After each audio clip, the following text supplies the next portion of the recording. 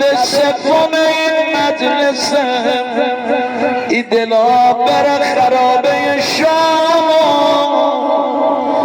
در خانه باب العوائد حضرت رقیه خاتون بدون حاجت نباشین امشب یه حاجت تو رو امام حسین یه حاجت رو ببرید در خانه حضرت رقیه. چرا قسم آخه میدونم چه خبره امشب. برای جواناتون، برای بچه هاتون، جوانان برای ما دعا کنن. شما قلباتون پاک، شما آلوده نشدین مثل ما. شما را حضرت زهرا انتخابتون کرده. قدر این دل پاکتون رو بدونید. برای همه شما دعا کنید.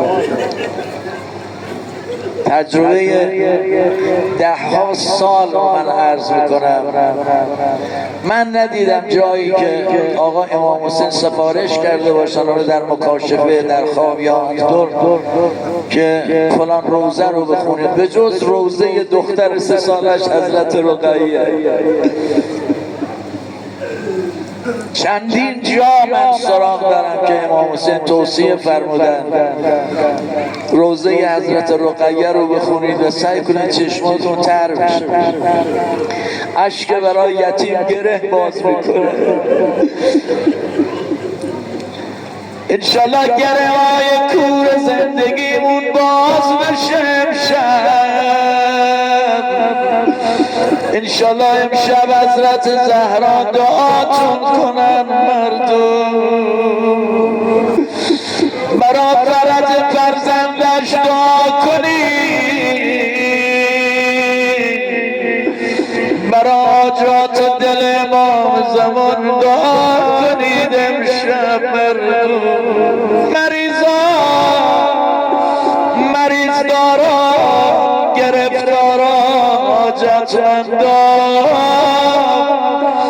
امشب بگیرید دامن باب العوائد حضرت رقیه خاتون را 162 سال قبل بود قبر مطهر حضرت رقیه را آب فرا گرفته بود. 162 سال من نگاه کردم تاریخ. سید ابراهیم دمشقی دختراش 3 شب پشت سرم خواب دیدن. حضرت رقیه فرمودن به باباتون سید ابراهیم بگید قبر من رو آب فرا گرفته، بدن من میان آب و گله، بیان قبر منو تعمیر کنید. پیغام رو رسوندن، سید نتونست کاری بکنه.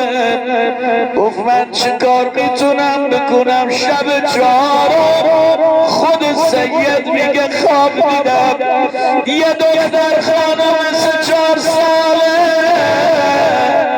اما آنقدر با ابهت بزرگ منش خطاب به من فرمودن سید مگر دختران پیغام منو نرسوندن چرا خانم؟ ولی من بیچاره من پیرمرد چه کار از دستم برمیاد؟ کسی به حرفم توجه نمی کند. فرمودم شما برو اطلاع بده به والی شهر خود ما کارا رو درست میکنیم. گفت چشم. اومد اول به علما گفت، اونا گزارش دادن به والی شهر، اونم آدم معتقدی بود ظاهراً. گفت علما رو جمع کنن از شیعه و سنی غسل زیارت کنن بیان حرم. خلاصش به دست خود سید ابراهیم قفل ظریف باز شد و خودش مأمور شد که قبر رو حفر کردن. دیدن بدن صحیح و سالم اما لایه یک چادر کهنه مندره. به خدا مردان سه باباش امام حسین بدون کفن دفن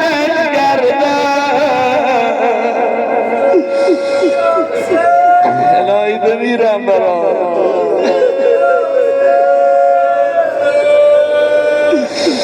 آی امام حسین، امام حسین به جان رقیت امشب دست ما رو بگیر آقا جون.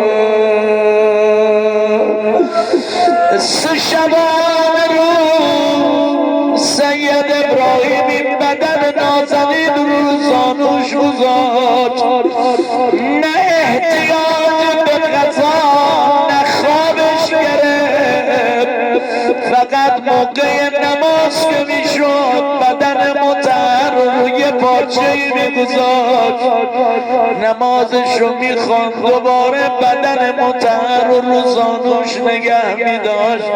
بعد از 3 شبانه رو بدن رو تو لب گذاشت.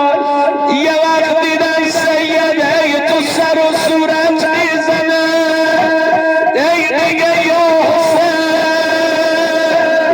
یا حسین.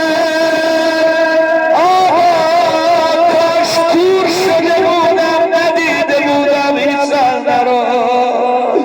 آنقدر گفت، آنقدر خودشو زد، بیهوش رو زمین افتاد، قبر رو پوشاندن. سید به هوش اومد، سید چی دیدی مگر؟ کی میگفتی کاش کور شده بودم نمیدیدم. گفت به خدا بسم یه مقداری گوشه چادر کنار زد، کفن نه، همون چادر مدرس، چادر سیاهی بود، یه مقدار گوشه چادر کنار، به خدا دیدم هنوز صورتش کبوده. یا حسین بگو حسین، یا حسین، یا حسین، یا حسین. گفت بابا دست عدو بزرگتر از صورت من. آی پدرها مادرها اونایی که دختر و کوچولو دارید، دست عدو بزرگتر از صورت من. آخ یک ضربه زد تمام صورتم کبود شد، یک ضربه زد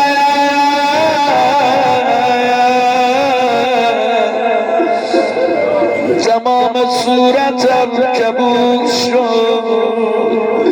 یادم غروب روز عاشورا کرد، خیمه را آتش زدن، راوی گفت دیدم دامن لباس یه دختر بچه آتش گرفته.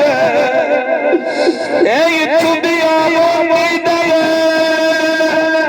شعله آتش از سر و روش بالا میره. وای به مدتی که نسوزه امشب. میخوای یتیم نوازی کنی، بسم الله مجلس ساری که کسی عشق چشم، گفتم قسمتم دادم یه حاجتی رو حتما امشب در خونه باب الهوانج ببر. دیگه صحنه طوری بودنم آتش گرفت، دشمن دلش سوخت، گفتم برم آتش رو خاموش کنم، با اسبم اومدم. خانوما